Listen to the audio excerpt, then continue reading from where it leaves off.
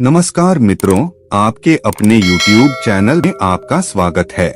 भाई इंसान अपनी गाड़ी की सर्विस करवाना भी नहीं भूलता, अपने घर की साफ सफाई करना भी नहीं भूलता, यहाँ तक कि अपने जूतों तक की सफाई करना भी नहीं भूलता, लेकिन अपने शरीर की सफाई वो कब करता है?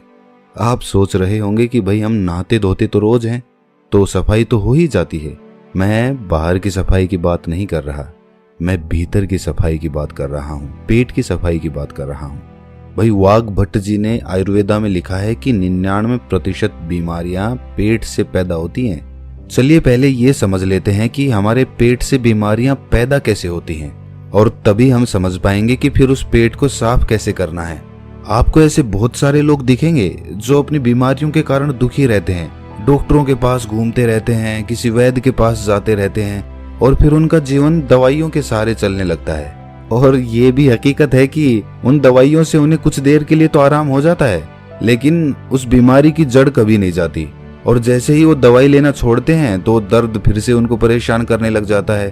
भाई कितने ही लोग आपने देखे होंगे, और वास्तविकता में तो आपके परिवार में भी ऐसे लोग होंगे। किसी के हाथ में दर्द होता है, किसी के घुटनों में दर्द होता है, किसी के पैर में दर्द होता है, और किसी के डायबिटीज है, किसी का लीवर खराब है, किसी को पथरी है। लेकिन समझने की बात यह है कि जिस तरह एक बीज से एक पेड़ बनता है, उसी तरह हमारे पेट में जमा गंदगी से ही इन सारी बीमारियों का जन्म होता है। भाई ये तो हम सभी जानते हैं कि फलों और कच्ची सब्जियों को पचने में तकरीबन 2 से 3 घंटे लगते हैं। वहीं पर अगर हम अनाज की बात करें, जैसे गेहूं या फिर कोई और अनाज, तो उसको पचने में 5 से 6 घंटे लगते हैं। लेकिन अगर हम बात करें मांस या मछली या फिर नॉन वेज की, तो उसको पचने में 15 से 20 घंटे लग जाते हैं। अब जो हम खाते हैं वो किस तरह गंदगी के रूप में हमारे शरीर में जमा हो जाता है, ये बड़े ध्यान से समझना। ये समझोगे तभी ये समझ पाओगे कि उस गंदगी को बाहर कैसे निकालना है। इससे मैं आपको आसान तरीके से एक उदाहरण के माध्यम से समझाता हूँ। मान लीजिए कि आप अपनी गाड़ी लेकर अपने घर से जाते हैं। रास्ते में गाड़ी सड़क पर चलती है, और कुछ दूर सड़क पर चलने के बाद सामने कीचड़ आ जाता है। अब जब कीचड़ में से गाड़ी होकर निकलेगी तो उसके टायर पे भी कीचड़ लगेगा, उसका टायर गंदा होगा। अब वो कीचड़ कुछ दूर बाद खत्म हो गया और आप फिर से सड़क पर आ गए।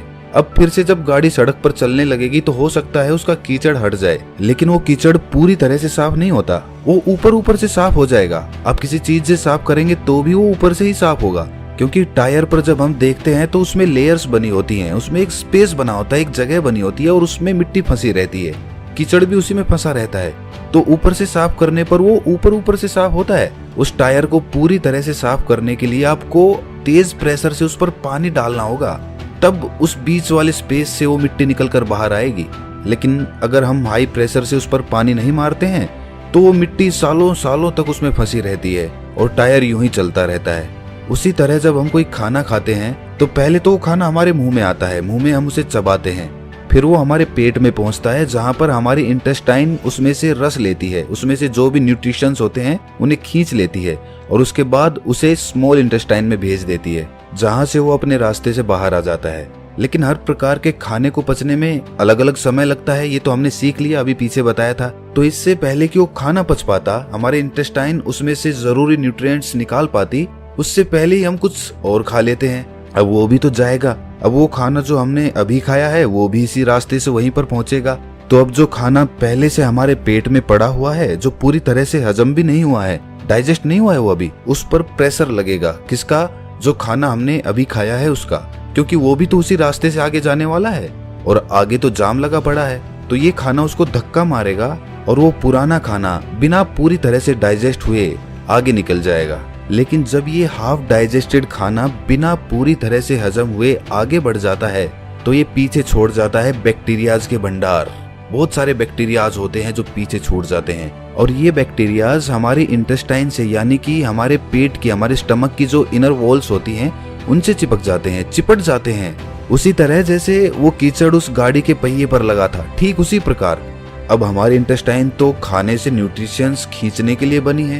तो जब हमारी इंटेस्टाइन खाने से न्यूट्रिशंस खींचती है और शरीर के दूसरे अंगों में उन्हें पहुंचाती है, तो उन न्यूट्रिशंस के साथ ये बैक्टीरियाज जो पहले से ही हमारे इंटेस्टाइन से चिपके हुए थे, ये भी खून के साथ अलग अलग अंगों में पहुंच जाते हैं। जब ये बैक्टीरिया वाला खून हमारे शरीर के अलग अलग अंगों पर पहुंचता है तो अलग अलग प्रकार की बीमारी पैदा होती है, जैसे जब ये लीवर में पहुंचेगा तो वहां पर पथरी बनने के चांसेस रहेंगे, जब ये दिल के पास पहुंचेगा तो दिल का दौरा पड़ने के चांसेस रहेंगे, और जब ये मस्तिष्क में पहुंचेगा तो ये दिमाग की बीमारी पैदा कर देगा। और इसी प्रकार जहां भी ये पहुंचेगा, जोड़ों में पहुंचेगा तो जोड़ों का दर्द पैदा करेगा।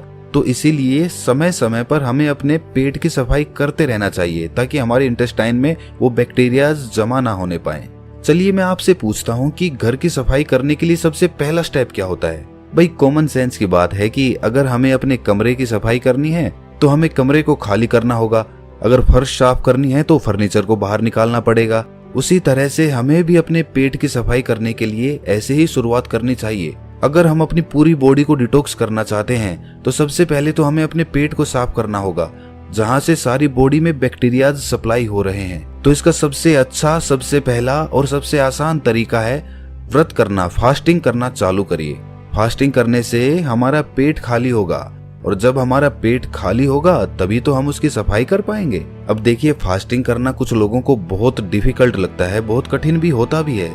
जो लोग फास्टिंग कर सकते हैं वो फास्टिंग करें, हफ्ते में किसी दिन कर लें या महीने में कर लें। और फास्टिंग करें तो पानी, जूस या फिर कोई फल इत्यादि ही खाएं, क्योंकि तभी तो वो फास्टिंग होगी। और जिन लोगों को ये कठिन लगता है कि भाई वो भूखे नहीं रह सकते, फलों से उनका पेट नहीं भरता है, तो ऐसे लोग हल्का खाना खा सकते हैं, जैसे खिचड़ी खा ली। जब आप इस तो दोस्तों, यह कहानी आपको कैसी लगी हमें कमेंट सेक्शन में जरूर बताना, और अच्छी लगी हो तो इस चैनल को सब्सक्राइब जरूर कर लेना।